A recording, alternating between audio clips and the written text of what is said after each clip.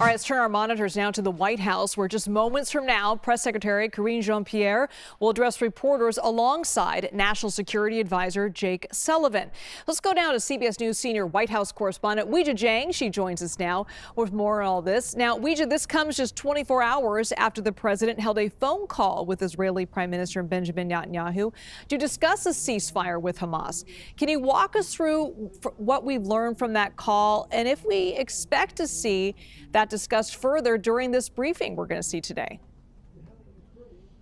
Well, Liz, we know just this morning, Jake Sullivan did an interview in which he said that phone call was a meeting of the minds, and now he says it's just up to whether Hamas will come along with the U.S. and Israel. And he also expressed a lot of optimism for a deal being reached, he says, possibly before Biden even leaves office. Of course, that phone call is just the latest in so many steps, Liz, that President Biden and the administration have tried to take to try to broker this hostage and ceasefire deal between Israel and Hamas. And we've been here before. We've been on the brink many times when it appeared like something was going to happen, that it was going to be finalized, but in the 11th hour, it fell apart. But certainly Jake Sullivan is a commanding voice who has been part of the process since day one, and he is saying that it looks good, Liz, that it could happen in the coming days.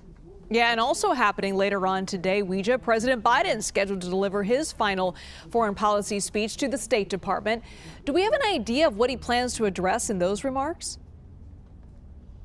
So according to senior administration officials who are obviously familiar with the planning of this speech and with the text of this speech, it's really going to be a full circle moment for President Biden, because I still remember his very first foreign policy speech when he said confidently, America is back. He said that many times and talked about the importance of American leadership, the importance of working with allies and bolstering those partnerships, not only to have the U.S. on the center of the global stage when it comes to crises abroad, but also in terms of how that helps national security. And so he will talk about Israel. He will talk about leading the way, allowing Israel to defend itself. He will certainly talk about the same for Ukraine and all the investments that the U.S. continues to pour into that.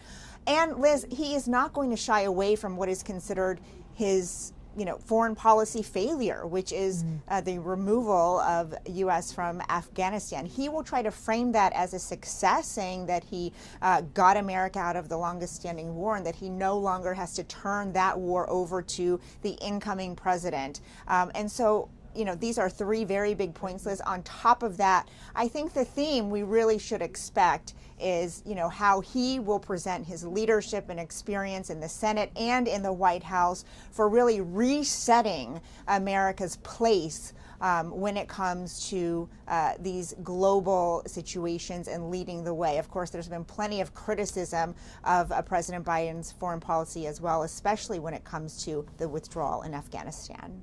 All right, Weijia Jiang coming to us live from the White House. Thank you so much, Weijia.